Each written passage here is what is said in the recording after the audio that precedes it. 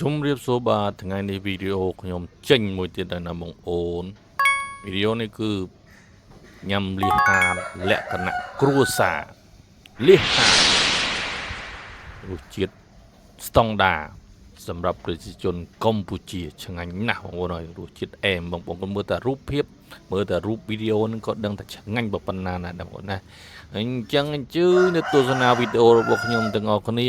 អែមណាស់បងប្អូនអូយជាតិតែម្ដង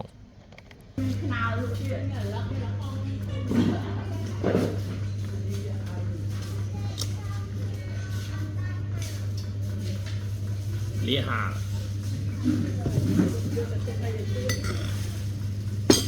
mà dây khăn nó chẳng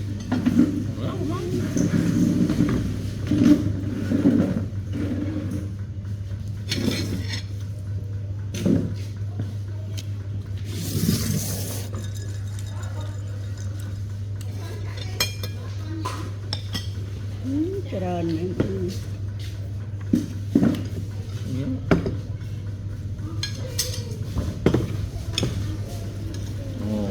ngon ngay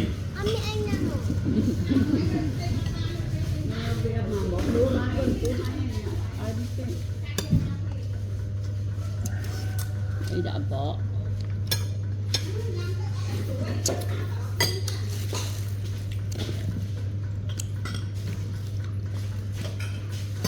cho một thằng á, ập năng mắt, nhớt thang nó, tì được thang nó, không phải tới, như nó chết,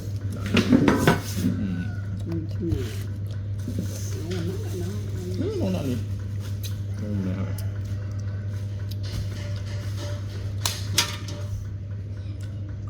sạch ở sân miên sạch, nước sợ, như rau này, sao lại đã sợ, khá về lê chẳng ăn sạch, như phú đây để đưa thật tục tiền như thợ đang đã lá, để tăng cương là rượu nó, xong cái mà lụt lá hay so, có cái gì vậy, đâu, nặng lụt đấy chứ, lụt đó mình rồi, lụt rồi ạ, có lẽ đã ngắm rồi.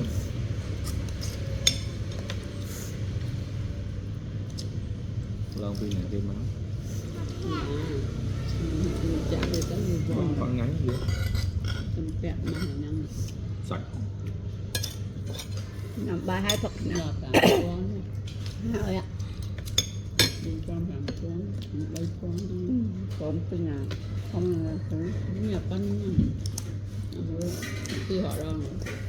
nặng hơn tụi tôi với bà nặng tính nó bạn như giờ là tôi lúc ăn lại bên đó rồi lúc này thì là không biết rồi là ba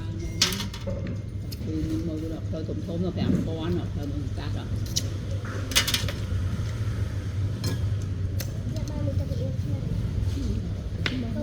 tại chẳng nãy em trà đấy mà tập yếu ngành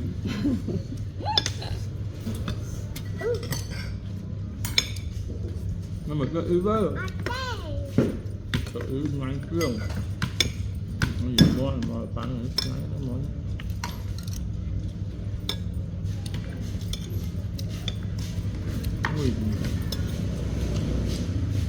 mất lương nữa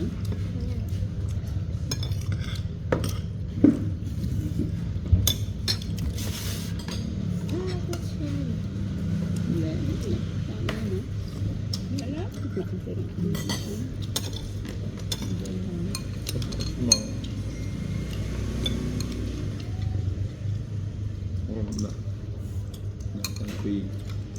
đi kế đây gì liệt và lạ đang ở đây nhé nào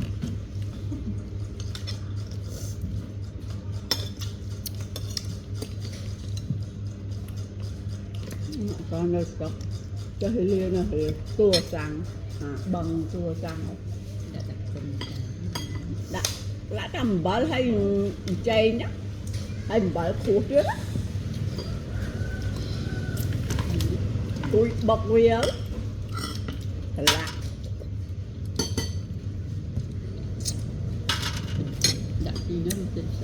hơi hai lô bằng ở đây hai lô bằng sẽ một cái sạch đâu mà phi ấy á một mà phía đặt chưa chứ càng là lựa được đắp chung trong rất à nó này tôi rằng đã bỏ một cái bỏ mọi người tăng nữa hai tình nộp Tăng lấy nó mình nộp. luôn một cô luôn là lấy đất lịch đó gốc sẽ bằng cả mảng bằng thùng đó lắm ôi buông của căng đây mới biết là mua hai mảng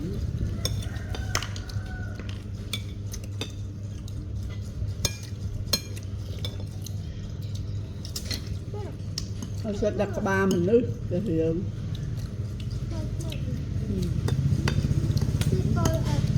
Sạch nó chở nó lắm á, mình tới với lý á. Chứ nghĩ hiểu là bị lớn nó không có nâng nồng đấy. ủa đó ban của món mà còn món mà còn bón phải thùng thùng mới hay rất đàn ấy ở bia đi cả ba kìa Sọt hả, mình nâng nồng đầy dữ. Bữa cô à, mấy này đời giấy, mấy này. phọt nó đã phải làm cục pung á Đại gia ta hiểu kẹp lư hàng nghịch mấy nhó. cặp pư bằng cái đòn khai lư sao khai lứ cặp pư đòn thở lại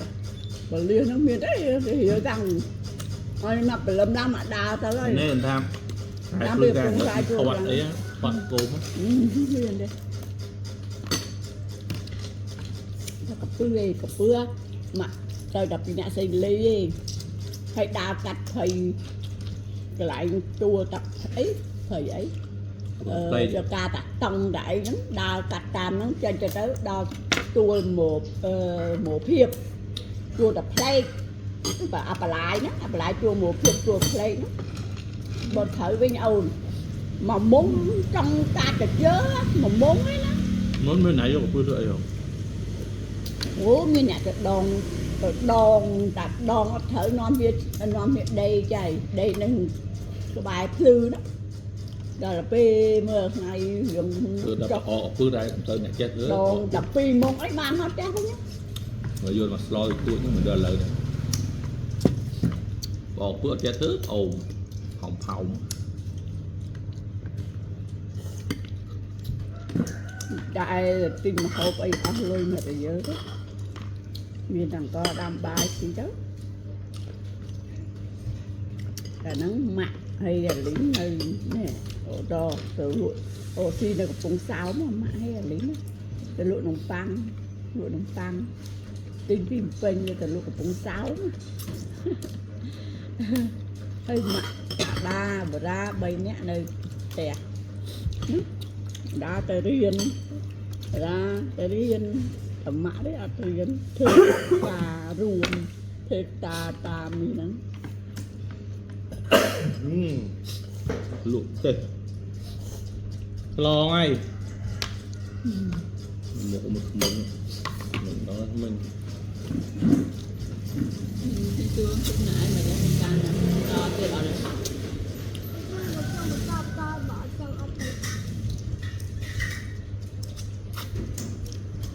nói chung giống trong to à to thì hai ngày nắng á mùi nó giống như bị bội bộ